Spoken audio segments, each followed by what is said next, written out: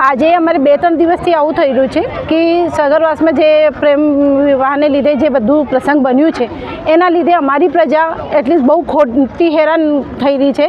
એને અડધી રાત્રે આવીને એમના દરવાજા બજાવવામાં આવે છે, એમના ઘરમાંથી જે આદમીઓ હોય એમને લઈ જવામાં આવે છે. નિર્દોષ લોકો હેરાન થઈ રહ્યા છે.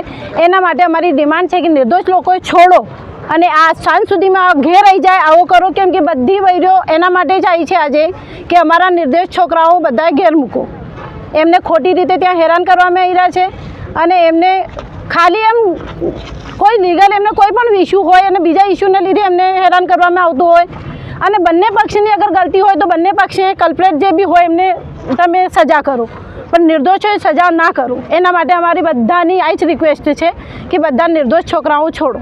છોકરા તેરી સીટમાં બહાર આવ્યા એટલે એ છોકરી માર્યા છે, પણ એના છોકરી મને નથી ખબર. દરબારોના છોકરી માર્યા છે પણ એ નથી સોરામાં છોકરા મારી નાહી ગયા છે.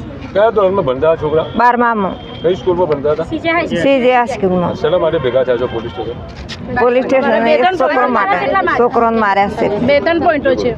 એવું તો એ જ છે કે સામાજિક લડાઈ છે એમાં છોકરા સુધી ના જવી જોઈએ અને સ્કૂલમાં બધા છોકરા બીવે છે અને રાત્રે પણ ફરીએ જેવી રીતના બધા ઘર ખખડાવવામાં આવ્યા હતા એમાં બહુ બૈરા છોકરા બધા બહુ ડરેલા છે. તો અત્યારે આ બધી લડાઈ જે નાના છોકરીઓ છે અમારી ઘરમાં છોકરીઓ બધી ડરે છે, ઘરના બહાર નીકળતી નથી. અમારે ખેતરે જવાનું હોય છે, ખેતરમાં પણ કામ કરવા માટે છોકરીઓ જવા માગતી નથી અને સ્કૂલમાં પણ છોકરીઓ સ્કૂલ બંધ રાખે છે. એટલે આ બધું સામાજિક કારણ છે અને આ બધું સ્કૂલમાં ના જવું જોઈએ. એ અમે એના માટે રજૂઆત કરવા અહીંયા આવ્યા છીએ. આજે સ્કૂલમાં શું થઈ ગયું? ને મારવામાં આવ્યો છે તે છોકરાને એને માર્યો, કાલે બીજા છોકરાને મારશે એવું વારંવાર બની રહ્યું છે. તે આ બધું ના બનવું જોઈએ. આમ તો એના માટે અમે અહીંયા આવ્યા છે રજૂઆત કરવા માટે.